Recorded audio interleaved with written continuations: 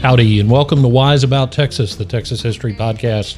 This is your host, Ken Wise. Thank you very much for tuning in today for part 2 of the interview with the longest-serving governor in Texas history, Rick Perry. Got some great feedback on part 1. Y'all loved it. So please enjoy part 2 of Making Texas History, an interview with Governor Rick Perry. I want to go, you mentioned something when you were telling that was a great story about living in the mansion, in the weight of history. Tell us more about that. I know everybody's going to want to know the answer to whether there were any ghosts in the mansion, so certainly don't leave that out. But a day in the life in the governor's mansion, Yeah. what do you see? You see famous art, maps, furniture, Sam Houston's bedroom, you say. Yeah, all of the above. I mean, living in the mansion's living in a museum, because that's what it is. The upstairs, half of the upstairs is the governor's living quarters. That's where Anita and I lived, and our children. We raised our children there. Griffin was going into his junior year. Well, he was halfway through his junior year.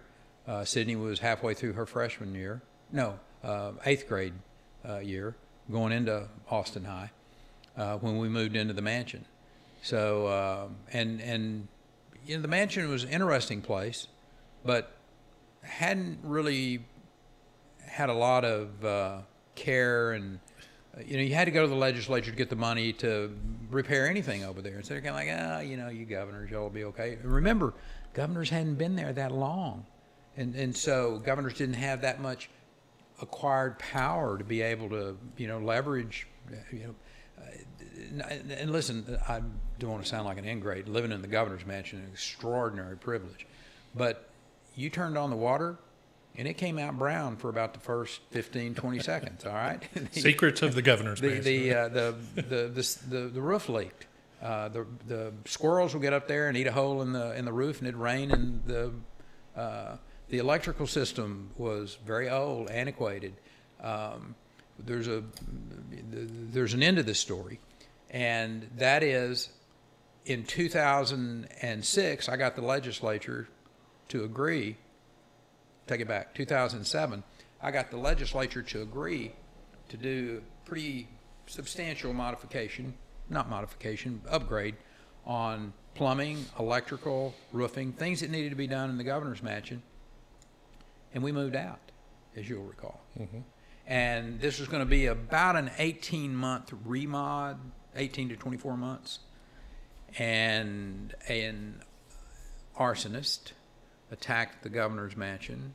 After we had all moved out, it was empty. The Department of Public Safety really dropped the ball and didn't have the appropriate coverage of the mansion. And an anarchist, we know who the guy is, an anarchist came in and threw a firebomb, Molotov cocktail at the front door, which was then just a piece of plywood covering up the hole. And it came within literally minutes of completely burning the mansion down. And I think $20-something million later, and 5 years of historical restoration, we got to move back in. And a beautiful, extraordinary, well-done house. But, we saved a lot of it, and we didn't lose anything of real historical value. But that was the most trying moment. My wife and I were on a trade mission, and they sent pictures of the mansion burning, and it was. I mean, we'd lived there for 7 years, well, 6.5 years, and so we were out for 5, and I think we moved back in 2012. My memory serves me correct. So the last 2 years, we were back in the mansion. I think it's one of the 3 most important structures in Texas. I put the Alamo, the governor's or excuse me, the Capitol and the governor's mansion. Those three structures say so much about who we are as a people. All right. You just gave me an idea. There have been a lot of people who disparage the Alamo, which is just inconceivable to me. And unfortunately, I've had to deal with some of them. But tell me, in your opinion, as a lifelong Texan and governor, what does the Alamo mean to you, and what does it mean to Texas? Well, I got a personal story about the Alamo, and then I've got my, I remember going to the Alamo when I was an 8-year-old boy, and I've got my picture with the coonskin cap when yes, I was sir. about 6, and I tell you, believe I Davy- was saluting. Davy Crockett, and I'm a lot older than you, but Davy Crockett and the TV program, John Wayne playing. Did he play Crockett or did he play Crockett. Bowie? No, he played Crockett. He played Crockett. Yeah, I mean, holy mackerel! That's like, if there was ever a, what would be the Alamo was spiritual for a Texan. I mean, this was a place where 170 something people gave their lives for. I'll tell you what it always reminds me of, Judge. Have you ever been to Masada? No, I haven't had the privilege, Okay. but I'd love So to go. right there on the Dead Sea, Masada, which is a big high mesa where the Jews held out against whoever the bad guys were that were trying to get them off the mountains. Whether I don't think it was Egyptians, Midites, or anyway, they were surrounded, and the point is they would rather die than live in slavery, and that message through history is pretty profound. When people are so committed to a cause that they understand that death is preferable to dishonor, to living in slavery. Victory or death. That's what Travis wrote. And that's powerful stuff. I mean, that's why we're different. That's why people are like, you know what? Texas is a different place. Those people that live there, particularly, people who can connect their current life back to 7 or 8 generations back to, there was a Richard Perry at the Alamo. Now, I'm not claiming kin, but I'm just saying my name's James Richard Perry. So that's powerful stuff. And I don't know how anyone could say that the Alamo is nothing but a great tribute to the constant reminder that Texas is a different place, that we were created by a different set of cats, so to speak, and that we're rightfully proud of that. What you mentioned Sam Houston earlier. What other Texas history stories do you recall kind of knowing all your life or hearing about from a relative or something that you think, looking back, might have influenced you? Well, the one that had, in hindsight, the catalyst for me to go into public service, particularly on the elected office side, I think I'm correct. In 1961, Sam Rayburn died, and his funeral was in Bonham, Texas. And my dad was a great respecter of the Speaker Sam Rayburn. And we literally got in a car on a whatever day it was early and drove 7-8 hours. I mean, like, we got up in the middle of the morning and drove to Bonham, Texas for Sam Rayburn's funeral. And of course, we were just country folks. I I mean, my dad was a tenant farmer in 1961. We didn't have 2 dimes to rub together. I have no idea what kind of car it was, but Mom, Dad, my sis, and myself, and we drove to Bonham, Texas, and we stood out on the side of the road on the street as the processional, the funeral procession drove by, and Dad he said, right there's Carl Albert, right there's John Kennedy, right there's Lyndon Johnson. My dad pointed out these, and that had an effect on me. I remembered it for the rest of my life, that seeing those very important individuals had an impact on me as a 11-year-old boy. And I don't think that it was something, well, I know it's not something I forgot. I remember it now, 63 years later. That's a great story. I wonder how many others. I'm sure hundreds of kids had a similar impact. I wonder how it impacted them and how moments like that. And I've done that for my daughter her whole life, which she would now, as a senior in high school, roll her eyes about. But I know she remembers a lot of that kind of stuff. But Judge, think about it. You on a horse in the parade at the Houston Rodeo, and some little boy with his father who knows you and points you out and says, "There's Judge Wise."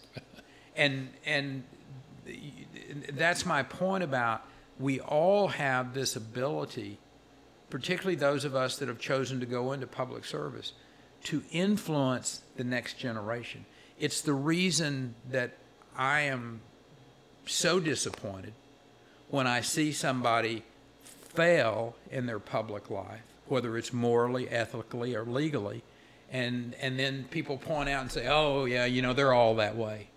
Well, they're not all that way. As a matter of fact, that's the very rare exception, as you know. Yes, there have been some monumental failures out there, and it is what it is. We're humans. That's Satan's still alive and running around on the earth, and he causes people to fail. But if you're going to go into public life, to keep in mind that you're being watched all the time, and you're being watched by young people who are going to make a decision about whether they're going to go into this public service or not. And if you fail, you're failing them, and that's one of the things that I'm frankly quite proud of in my 40 years, that was not a failing, and it's a constant challenge. It's a constant challenge. Couple more questions. What do you think? What is your advice to Texans? You've seen Texas from the top. You've seen it from, and I don't use the words top and bottom. I should use the words start and finish. You started on the smallest of small towns in a rural area of Texas, and you finished your service to Texas directly, 14 years in the governor's mansion. What do you think that Texans should think about from their history when they think about Texas today? Yeah. Anything's possible. I'm living proof of that.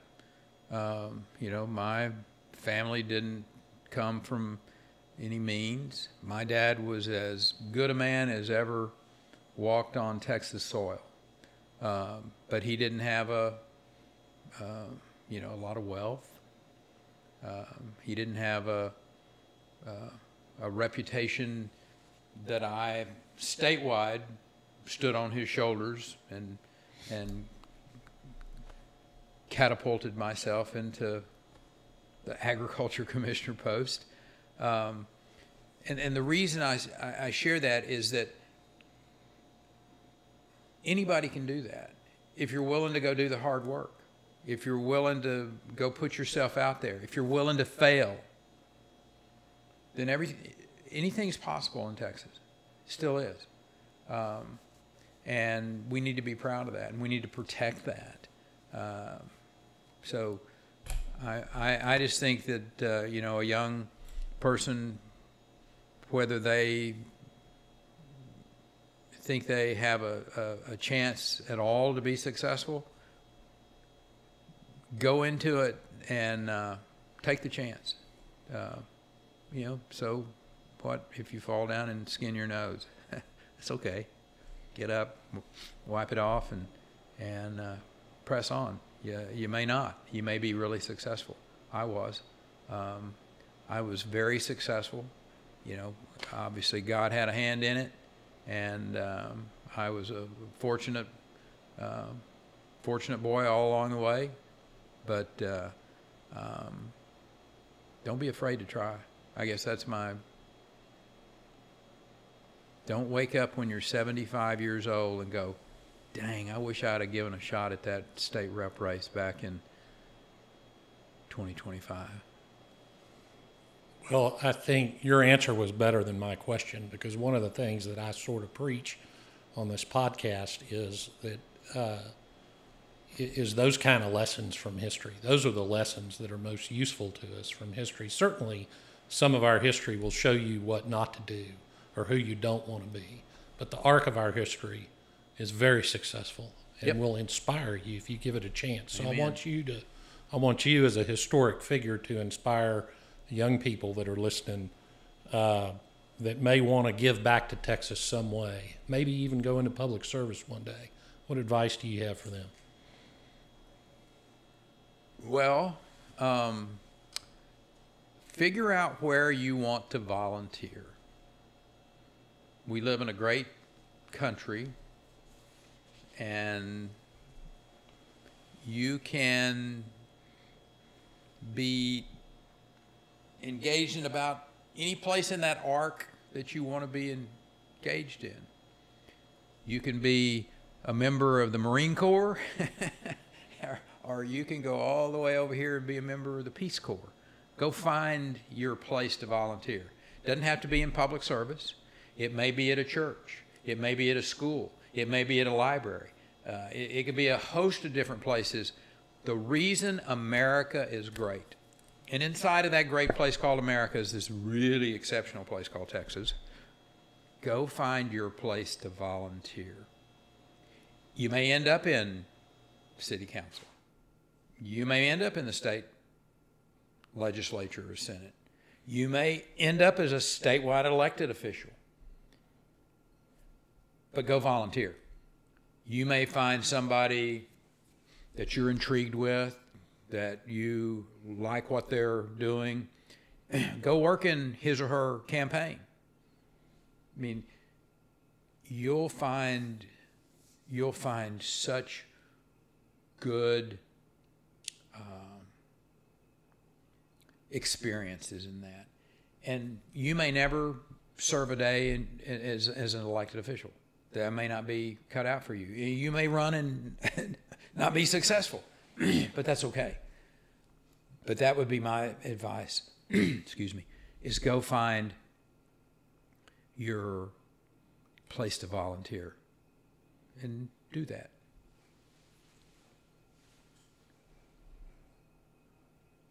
Okay, 14 years in the governor's mansion. I don't want to skip your service as Secretary of Energy. Can you tell us a little bit? You went from Texas to Washington, D.C. That must have been quite the transition. Yeah, you know, I tell people I spent most of my time as governor suing the government in Washington, D.C., and then I woke up one day and I was a part of the government in Washington, D.C., well, everybody, which is kind of fascinating. That is fascinating. Everybody here, I know I grew up with my father in the energy business. When we think of Secretary of Energy, we think oil, gas, all of the great things we have, but you have a lot more responsibilities. What are some of the things it's a really, people don't? I mentioned at the early part of this podcast that governor was the best job I ever had, and it was. Nothing else even close. Being the CEO of this, like the 8th largest economy in the world, and I was the CEO for 14 years. I got to appoint people like you There's like 1,700 appointments every year in the state of Texas. I mean, a massive amount of people.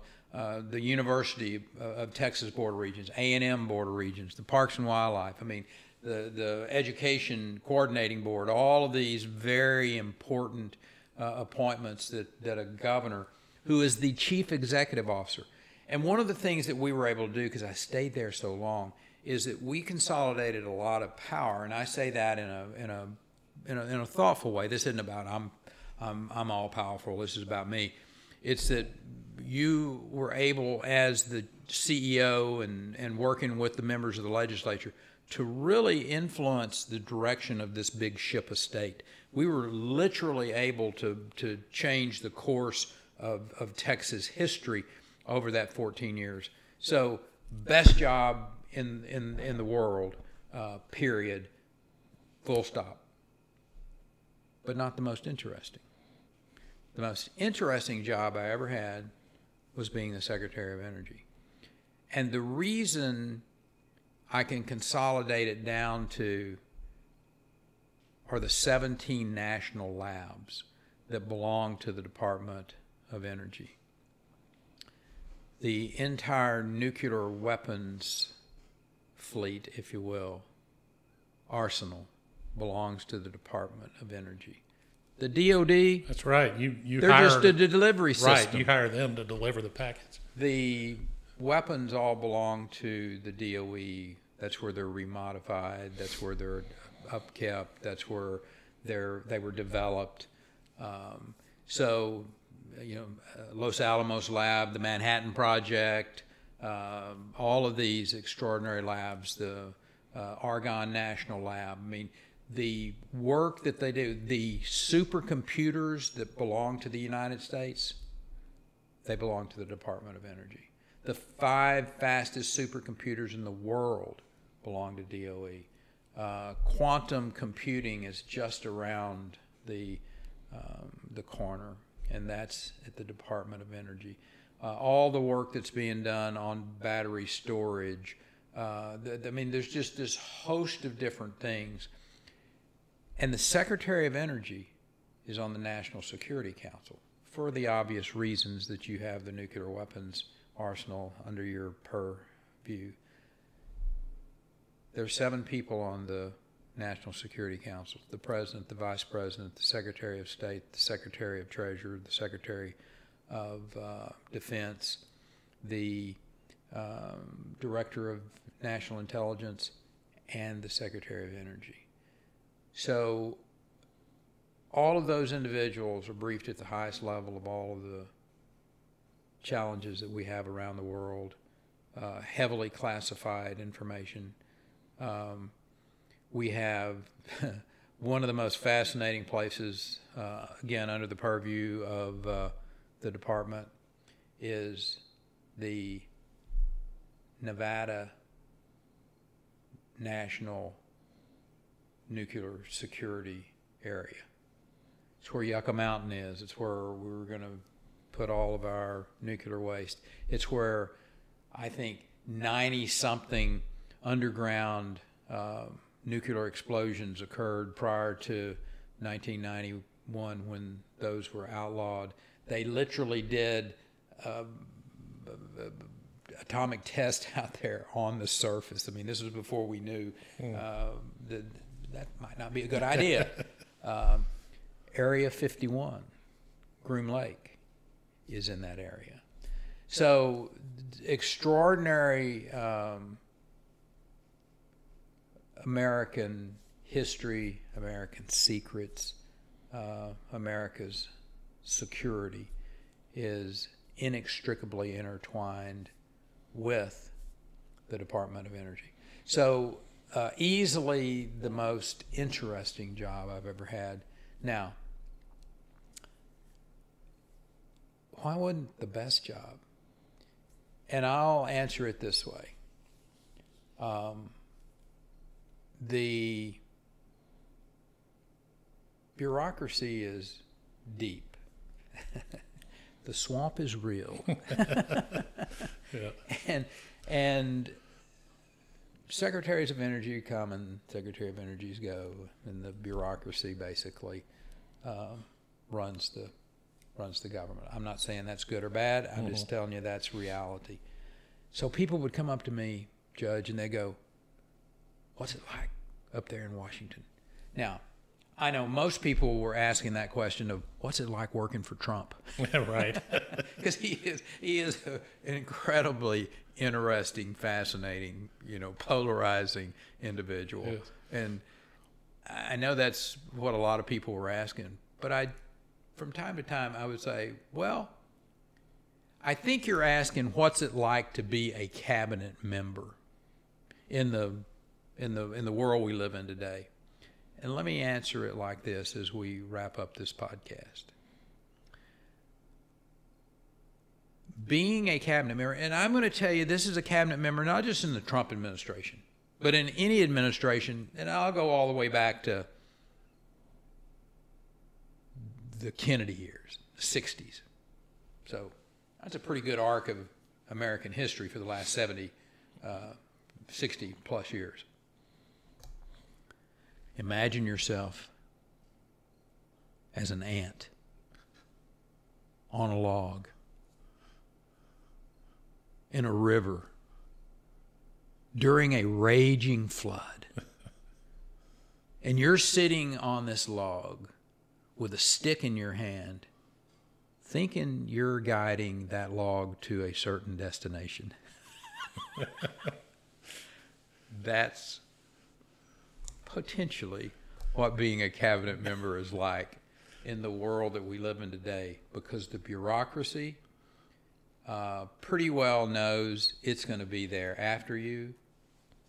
And, my goal was to try to work with, to, make friends with, to get the bureaucracy to trust me, to be able to guide it to a little bit of a destination. And I will say this. The Department of Energy is one of the best, if not the best, agencies of government to be associated with, because almost 40% of the men and women working there are veterans or active duty military. And they understand saluting the flag, getting the mission done. It's a great agency. In public service. And I really appreciated working with them. Some of these other agencies of government, you got a lot of political types in there. They're more interested in the politics than they are the national security of our country, unfortunately. That is unfortunate, but a good experience to have. Yeah, I loved it. It was a great job. Good people. Governor, thank you so much for being on this podcast. It means a lot to me personally, and I know it'll mean a lot to our listeners. Thank you for taking the time, and most of all, thank you very much for everything that you've done for the great state of Texas. Judge, thank you. Back at you on that public service side of things. You've been engaged plus 20 years of being on the bench, and nobody is going to mark your paper down for not having done your part. Well, thank you for saying that, and you've inspired me and inspired millions and millions of Texans. So thanks again for being here. Absolutely. God bless you, brother. God bless you. Well, that wraps it up for this episode of Wise About Texas. Please like and share the Wise About Texas Facebook page. Find us on Twitter and Instagram at Wise About Texas. And if you want to support the preservation and promotion of Texas history, go to patreon.com/wiseabouttexas. Thanks very much for listening. Go out and do something for Texas today. And until next time, God bless Texas, and we'll see you down the road.